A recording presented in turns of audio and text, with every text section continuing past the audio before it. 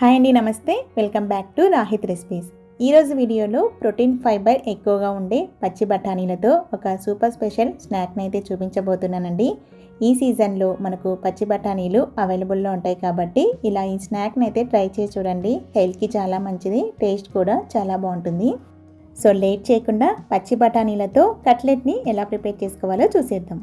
ముందుగా gas on చేసి ప్యాన్లోకి 2 table spoons oil వేడి చేయండి. ఆయిల్ వేడయ్యాక 1 టేబుల్ స్పూన్ జీలకర్ర, 6-7 వెల్లుల్లి, 3 పచ్చిమిర్చి యాడ్ చేసి అన్నిటినీ ఫ్రై చేయండి.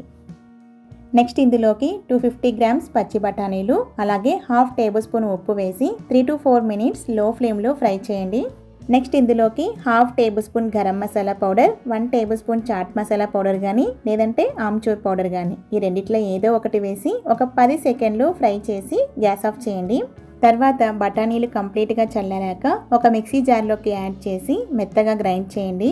వాటర్ ఏమీ యాడ్ చేయకండి. నెక్స్ట్ ఈ పేస్ట్ని ఒక మిక్సింగ్ బౌల్లోకి యాడ్ చేయండి. తర్వాత ఇందులోకి బాయిల్ చేసి పెట్టుకున్న 2 మీడియం సైజ్ పొటాటో పీసెస్ని, 1/2 cup bread crumbs, 1/2 tablespoon మిరియాల పొడి, 1/2 tablespoon chaat masala powder, 1 tablespoon కారం, 1/2 టేబుల్ స్పూన్ కంటే కూడా కొంచెం తక్కువగా సాల్ట్, 2 టేబుల్ స్పూన్స్ కొత్తిమీర తరుగు ఇవన్నీ వేసి అన్ని ఇంగ్రీడియంట్స్ని చేత్తో మెత్తగా మ్యాష్ చేయండి. నెక్స్ట్ కొంచెం బఠానీ పేస్ట్ తీసుకొని చేత్తో లడ్డూలాగా చేసి తర్వాత అరచేతుల మీద వీడియోలో చూపిస్తున్న విధంగా చిన్నగా ప్రెస్ చేయండి.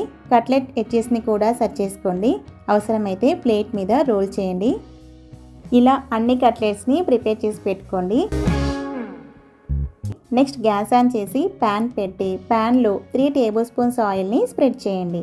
ప్యాన్ ఎక్కువ హీట్ అవ్వకముందే ప్రిపేర్ చేసి పెట్టుకున్న కట్లెట్స్ అన్నిటిని ప్యాన్ పైన ఉంచి కట్లెట్స్కి 2 వైపులా కలర్ చేంజ్ అయ్యేంత వరకు రోస్ట్ చేయండి. కట్లెట్స్ని టర్న్ చేసేటప్పుడు స్లోగా టర్న్ చేయండి. ఫ్లేమ్ని లో టు మీడియం అడ్జస్ట్ చేసుకుంటూ కట్లెట్స్ని ఫ్రై చేసి ఒక సర్వింగ్ ప్లేట్లోకి ట్రాన్స్ఫర్ చేయండి.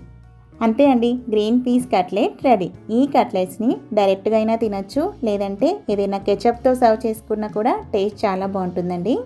ఇలా ఈ ప్రాసెస్లో ఒకసారి గ్రీన్ పీస్ కట్లెట్ ట్రై చేసి చూడండి. మీ ఇంట్లో వాళ్ళందరికీ డెఫినెట్గా నచ్చుతుంది.